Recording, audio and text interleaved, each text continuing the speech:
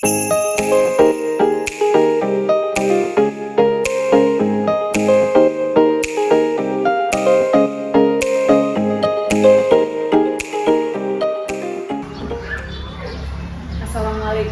Bu Desi. Waalaikumsalam, Bu Retno. Sehat ya Bu? Alhamdulillah sama juga sehat Bu. Terima kasih sebelumnya Bu Desi, saya ucapkan sudah meluangkan waktunya untuk saya ajak wawancara pada Bapak ini. Terus tugas di penggerak saya yaitu modul 3.1 tentang pengambilan keputusan berbasis nilai-nilai kebajikan, utamanya sebagai pemimpin. Nah, di sini saya mengambil narasumber yaitu Bu Desi sebagai kepala sekolah di SDN 1 Taman. Siap, Bu. Ya.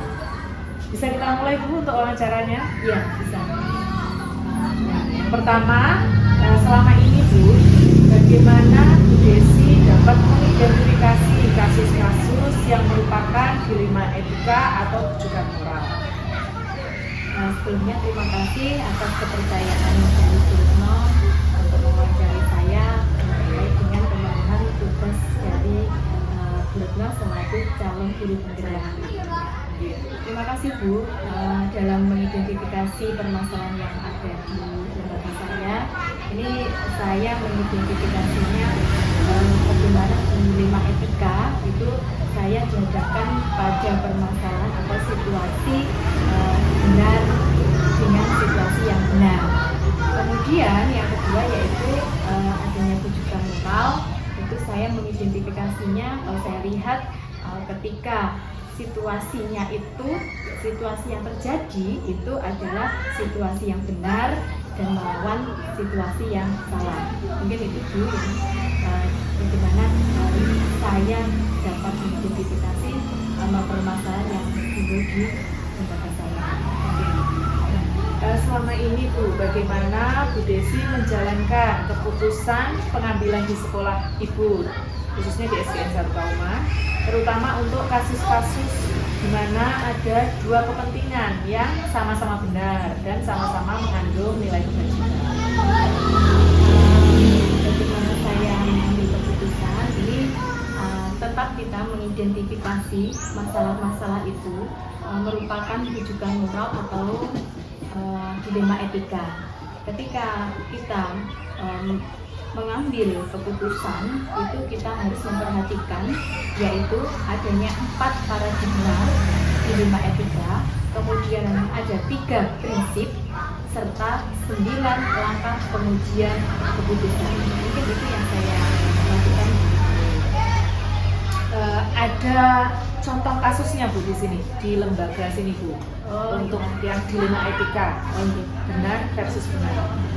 Pernah terjadi ada kelas itu ada beberapa kelompok yang memang kita bentuk untuk bagaimana mempromosikan kebersihan kelas. Di situ ada kita bagi juga, nanti ada ketua masing-masing dari itu kebersihan kasus. Dan di situ ada ketua timnya itu sering terlambat Bu. Jadi ketika ada kebersihan kelas biasanya terlambat. Nah, ternyata setelah kita coba telusuri, ternyata anak itu mempunyai ibu yang sedang sakit.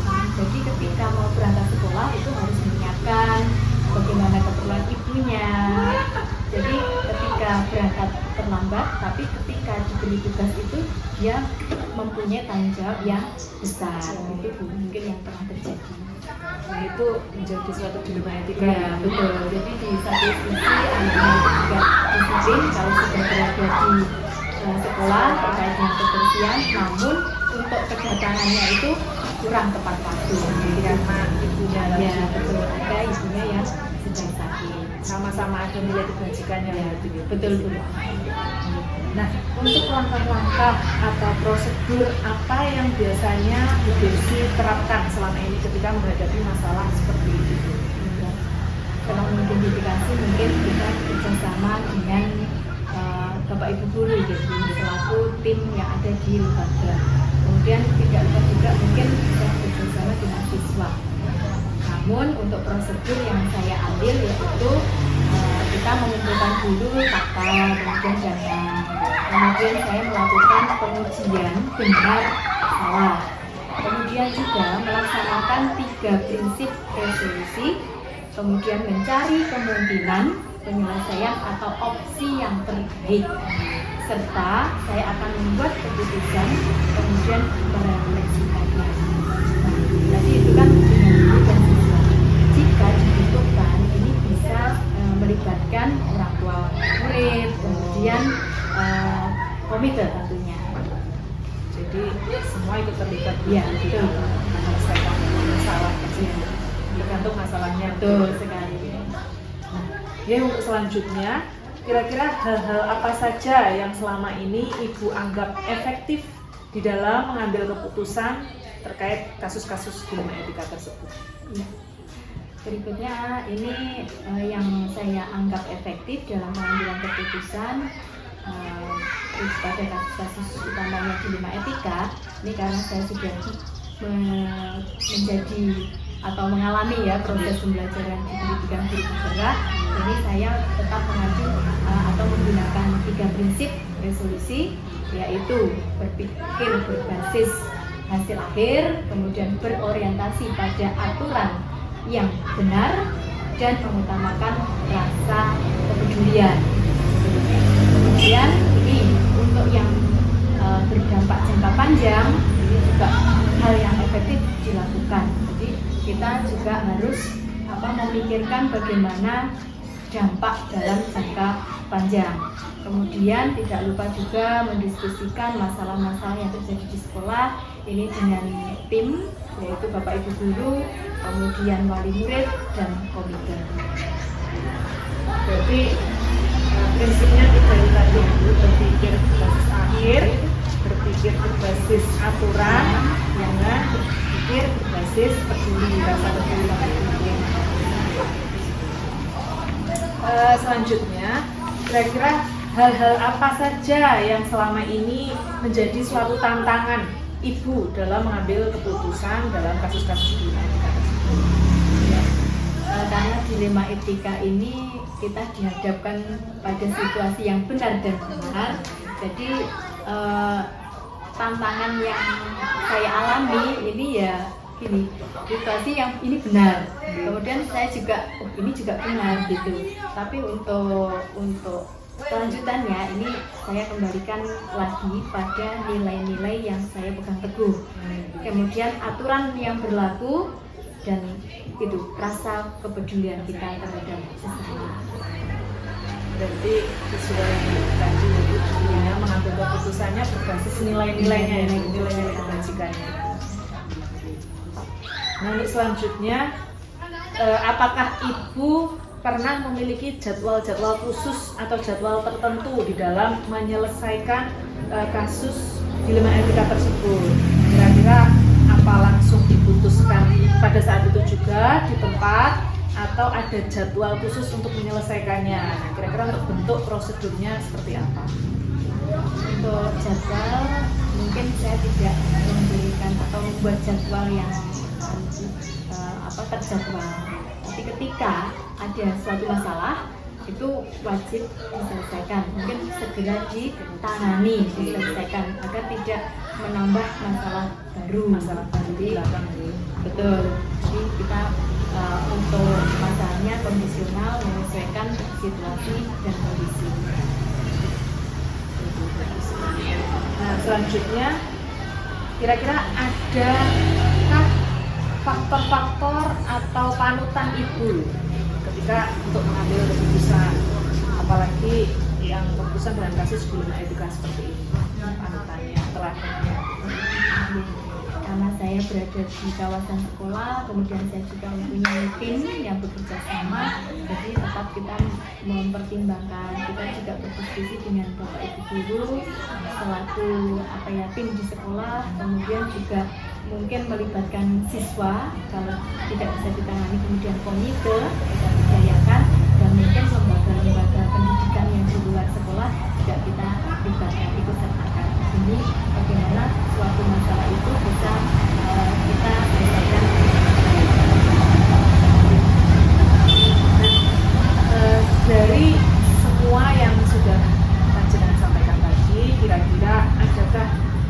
pembelajaran atau pengalaman yang bisa dipetik dari kasus-kasus yang sudah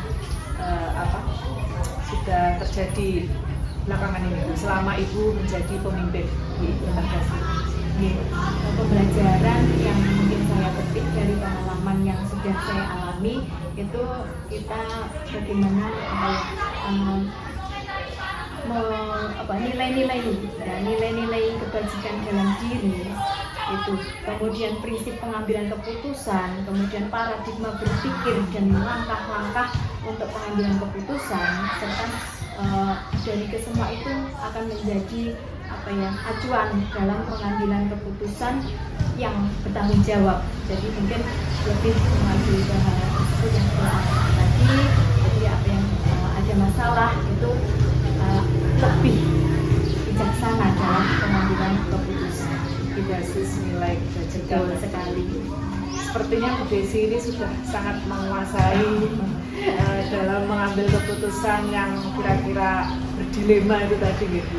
Insya Allah karena ya kita sama-sama belajar, jadi walaupun sudah menjadi pemimpin, saya kira juga tetap bagaimana kita harus belajar menyesuaikan situasi dan kondisi, apalagi kita juga menjadi pemimpin tidak harus menjadi pemimpin, tapi juga kita harus bisa melihat bagaimana situasi di lingkungan kita.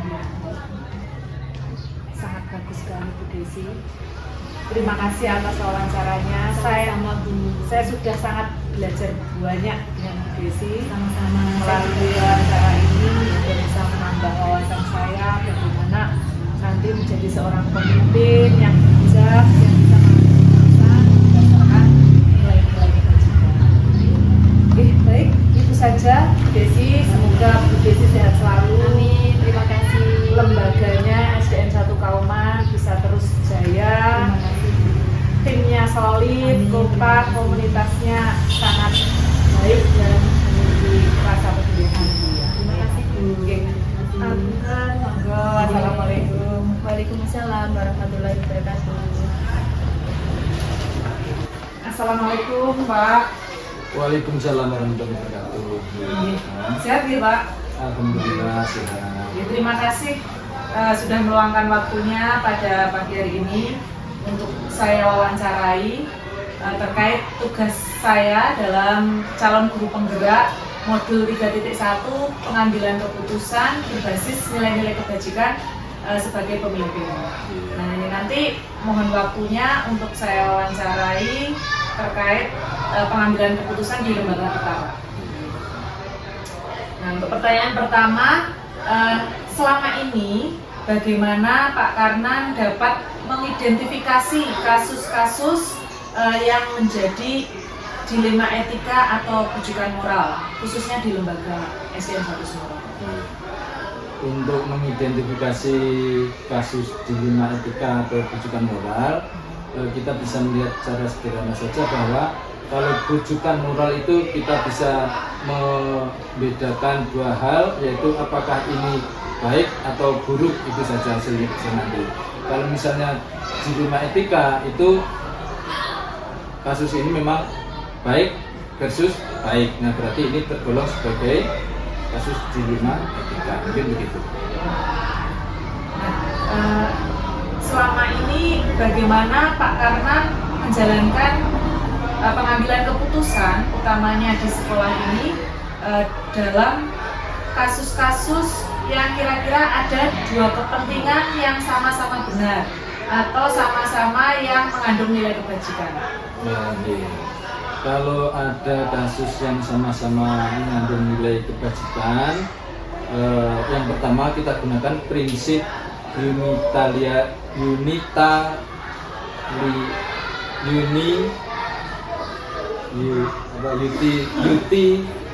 utilitarianisme. Utilitarianisme. Jadi kalau memang itu kebermanfaatannya lebih luas, tentu itu yang kita jadikan hasil keputusan nanti. Kemudian juga kita harus melihat konteks dan faktanya. Kalau suatu fakta itu memang sesuai dengan konteksnya. Nah ini yang kita jadikan keputusan baik sama baik. Tapi kalau mungkin di konteks yang tidak tepat, ya kita harus bisa menganulir kebaikan itu. Mungkin kita pilih dengan sesuai yang konteksnya. Mungkin begitu. Ada contoh kasusnya Pak untuk dilema etika di SDN 1 Sumoroto ini? Misalnya untuk kasus dilema etika, yaitu misalnya kita waktu rapat ada teman guru mengusulkan memilih tempat tujuan wisata. Misalnya ada yang satu pihak guru mengusulkan ke arah barat, yang lainnya mengusulkan ke arah timur, maka kita harus pertimbangkan betul.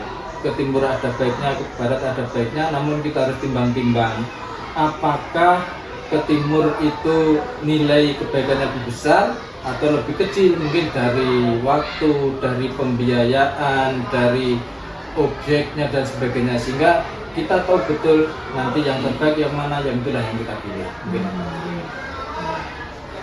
Nah, di dalam suatu mengambil keputusan itu kan pasti ada langkah-langkahnya gitu, ada prosedurnya yang harus dilakukan. Nah, kira-kira prosedur seperti apa yang Bapak Karnang terapkan saat mengambil keputusan khususnya di lembaga ini? Yang pertama, kita harus mengidentifikasi masalahnya. Jadi masalahnya apa, kemudian kita berusaha menentukan siapa saja yang terlibat di situ, yang bisa kita mintai informasi, masukan, dan kalau di sekolah kita biasanya teman guru. Kemudian kita lakukan pengujian dari berbagai fakta, informasi yang disampaikan teman guru itu, dan selanjutnya kita buat keputusan yang nanti juga kita refleksikan hasil keputusan itu.